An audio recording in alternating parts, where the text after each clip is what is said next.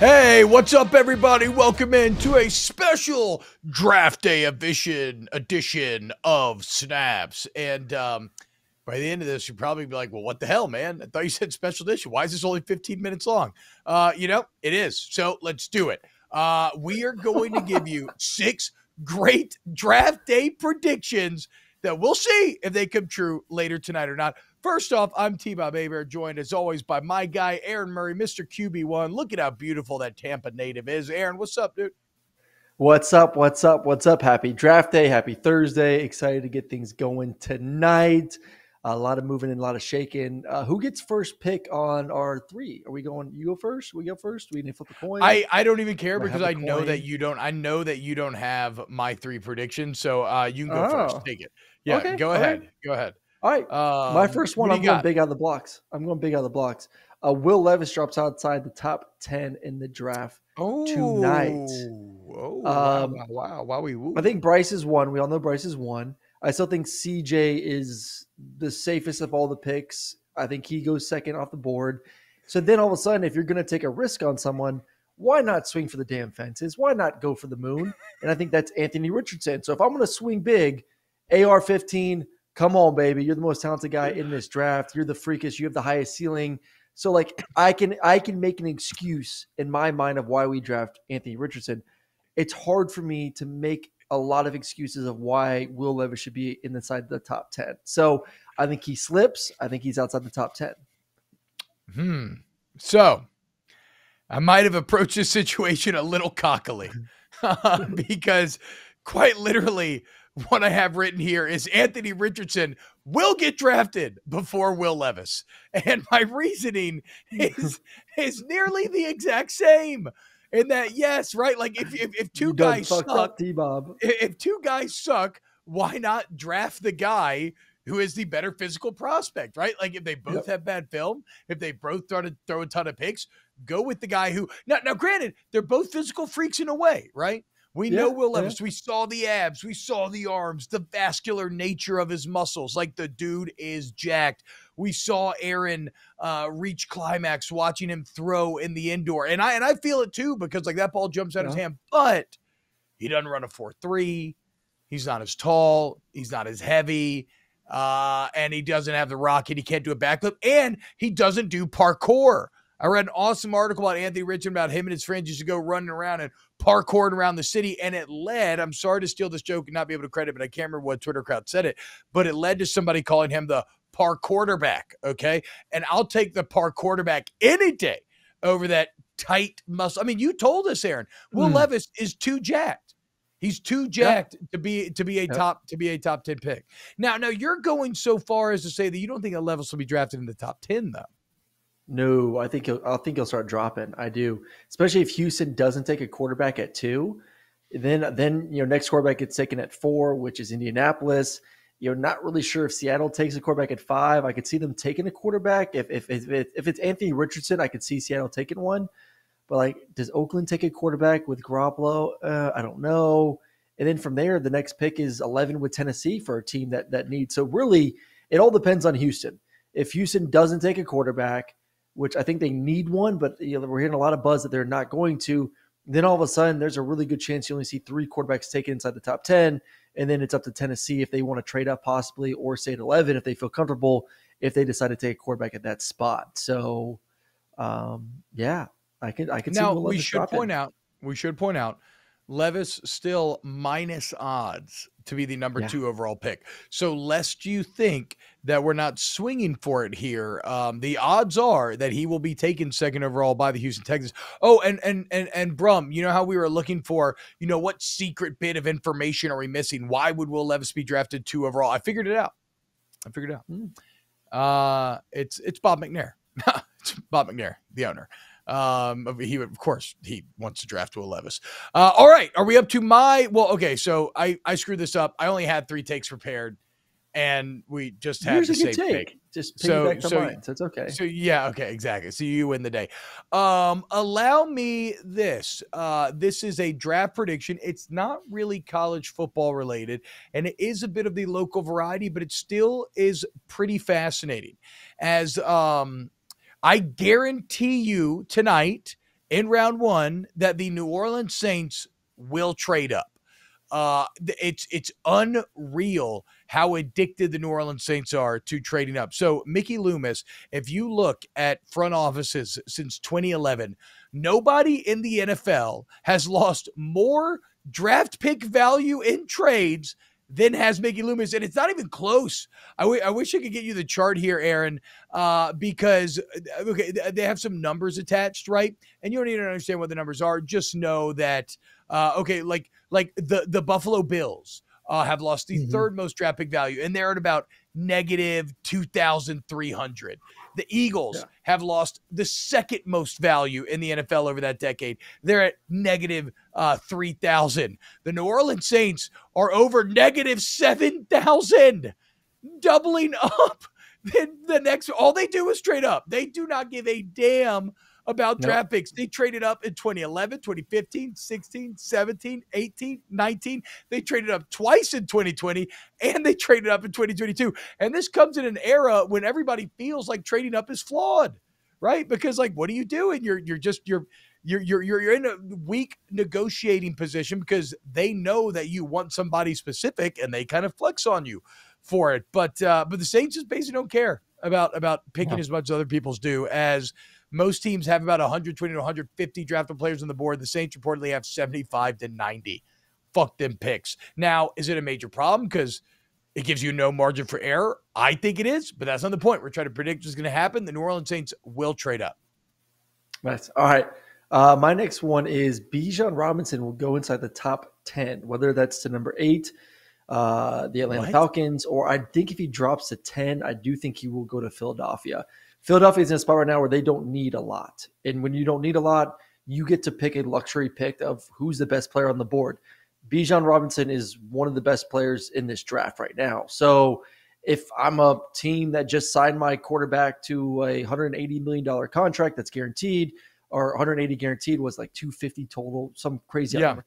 I want to take some hits off Jalen. I do. I want him to last the length of the contract. If I'm going to give you that much money, I love your running, I love your athleticism, but I need someone else there to support you. So they really don't need a lot. The luxury of being in the Super Bowl, but still having a top 10 pick. So what do? They pick the guy with the best player on the board, and they pick the guy that takes some hits off Jalen Hurts too. So you will see a running back go inside the top 10 because Philly's at 10. I don't think he'll go past Philadelphia if they have an opportunity to get the premier running back in this draft. So if he goes at 10, I do think you'll see 2 running backs inside the top, or essentially in the first round tonight. Bijan will go at 10. You'll see somewhere Jahmyr Gibbs will go as well, running back from Alabama. Then we'll go somewhere in the late 20s. See, this is kind of the opposite. I was going to say that you'll see only one running back taken and that you won't see anyone, because my draft take is, oh my God, what a great year it is to be drafting a running back. Like, don't get me wrong, Bijan Robinson is really good, right?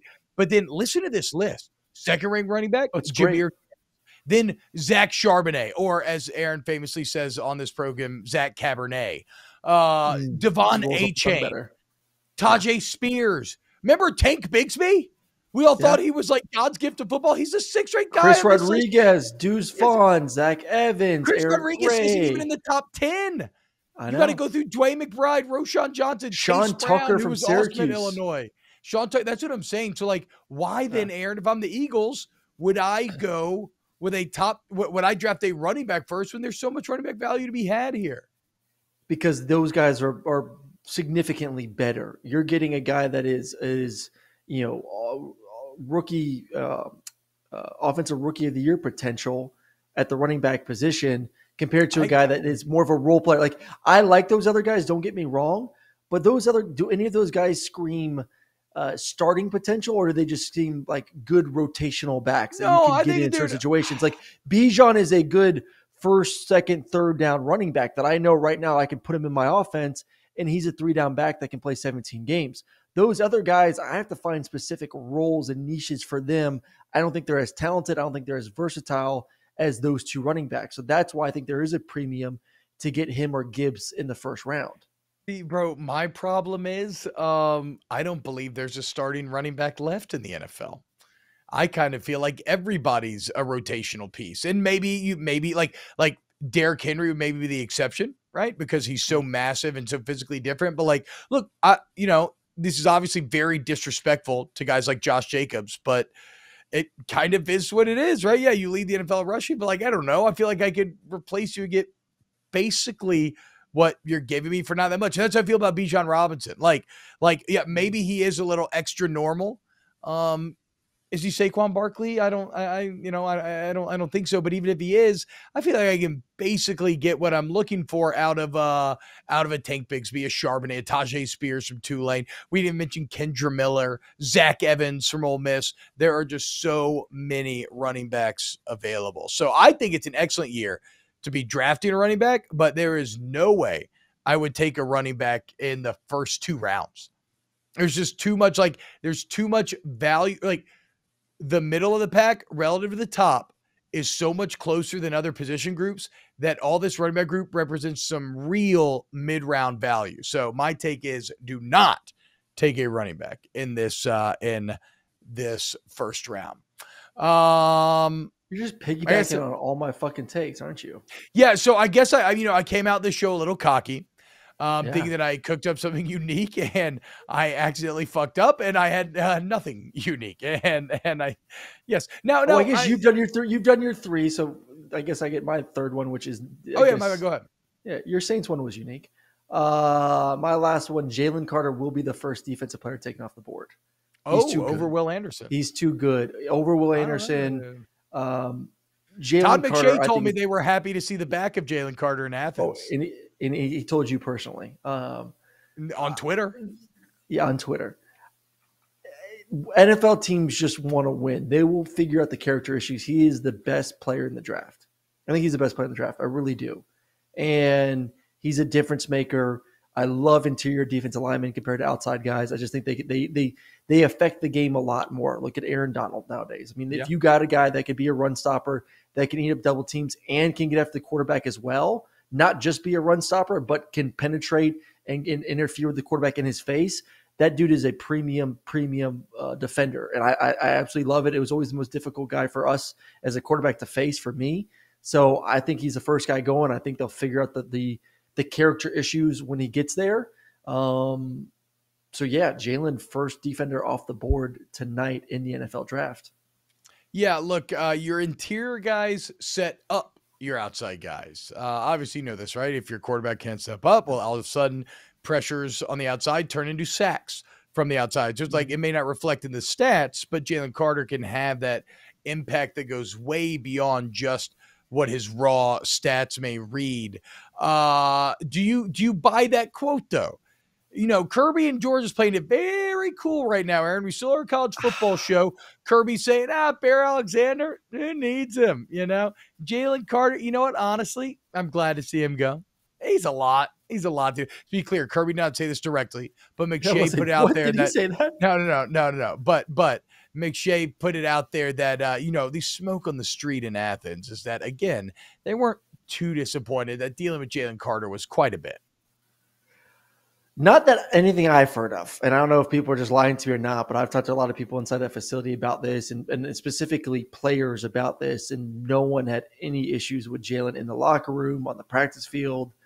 Was he perfect? Is he a saint? No, but like you deal with. I would love for him to become one. Yeah, he would love for him. I had to jump in on that joke. The Saints, trade up all the way to number 4 to get Jalen Carter. But for me, like nothing has been to the extreme where it's like, they're throwing a party in Athens, Georgia, because Jalen Carter is the hell out of the locker room. Like, I think everyone respects him as a player, understand that there are certain prima donna personality traits when it comes to certain players with that are that caliber, but nothing that was more extreme than any other elite player. Aaron, what was your biggest prima donna trait as a player? I wouldn't give anyone a high five with my right hand on game day. A lot of people thought that was very disrespectful. But I have a valid excuse for this, though. No way. I have a valid excuse. I love. I actually really appreciate how quickly you had that answer ready to roll. What was the reasoning? Because all these guys like oil up before a game so their muscles pop. So one day I went to go. It was like one of my first games. I went to give one of the guys a high five, and it was straight fucking Vaseline on my hand. So I'm like. Did you just admit to Georgia cheating? You're not allowed to Vaseline up your body. That is not allowed. That is like literally against the rules. Is it? Yes. Sorry. Yeah. So you can't you can't be grabbed. We'll take our wins away from 2009. I'm sorry, but yeah, they fucking Vaselined up, baby. Vaselined up. So okay, so you went to high five though. I'm sorry. So you went to high five, and all of a sudden you come away and you just got a petroleum it looks like jelly I jerked hand. off an elephant. Yeah. Yeah. So yeah, not what you want as a quarterback. So then from then I'm like, I'm not high-fiving anyone. So it was all left hands, fist bump. Oh my God. Can you imagine jerking off an elephant? Whew, that'd be crazy. You know what else would be crazy? If Will Levis doesn't go in the top 10. And that's what we're going to be on the lookout for in tonight's NFL draft round. Watch him go first overall, and I'm just eating this so hard. Well, it's better than my producer. The producer of my radio show a couple months ago said if Will Levis goes first overall, he'll eat a sock. We later figured out that eating socks. So we later figured out that eating socks is actually legitimately dangerous and can kill you. So if Will Levis goes first overall now, I am going to work out very hard the morning before a show, like it really, really sweaty. And we're going to squeeze that sock juice into a cup and then make him drink it. Which sounds awful. It sounds absolutely. But also, that's just good classic shock jock radio fun right there. I mean, that's just how you do it here in the local radio game. All right. Hey, everybody enjoy the draft tonight. Sorry for the short episode today of Snaps, but we love you. Please like and subscribe to the YouTube channel, wherever you get your podcasts. Rate it, review it if you enjoy it. And we love you. We'll be back with more Snaps on Monday. See you then.